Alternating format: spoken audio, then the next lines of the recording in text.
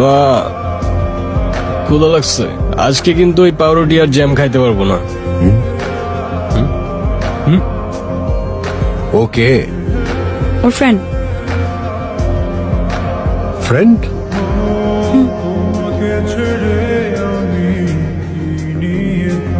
কখন এসছে?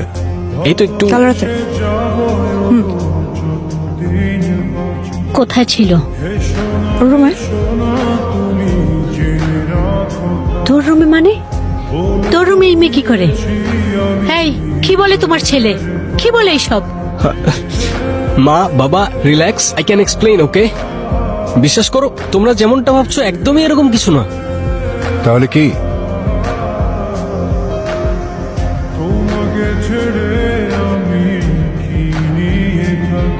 সেই জন্য গতকাল রাতে ওকে বাসায় নিয়ে আসি। তা এখন কি করবি? কি আর করবো, নিয়ে যেতে হবে ওকে। আর আমি বেশ কিছুদিন থাকবো এখানে, ইভেন্টের কিছু কাজ আছে, প্লাস ছায়ার বাবার সাথে দেখাটাও করে ফেলবো। আর সব যদি ঠিকঠাক থাকে তাহলে তোমাদের সাথে ওর বাবা মার দেখা করার অ্যারেঞ্জমেন্টটাও করে ফেলবো। দেখ রায়হান, তুই ছোটবেলা থেকে যা চেয়েছিস কোনো কিছুতে আমরা তোকে বাধা দেইনি। যা করতে চেয়েছিস, যা ইচ্ছে হচ্ছে, কোনো কিছুতে ইন্টারফেয়ার করিনি। কিন্তু এই কথা মাথায় রাখিস, সমাজে আমাদেরও একটা সম্মান আছে। আত্মীয় স্বজন কেউ যেন কখনো তোকে কিছু বলতে না পারে। সেই দিকটা নিশ্চয়ই তুই মাথায় রাখবি। ডোমরি বাবা, তোমাদের সম্মান যাবে এরকম কিছু তো কখনো করিও নি আর করবো না, রাইট? ইয়েস মাই সান। শোন বাবা, শুধু এতটুকুই বলবো,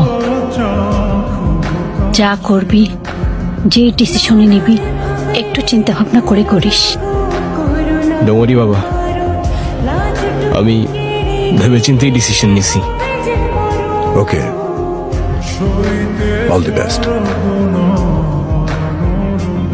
হ্যাঁ হ্যালো, আমি রাস্তায় আছি, আসতে অ্যারাউন্ড আর 7-8 ঘন্টা সময় লাগবে।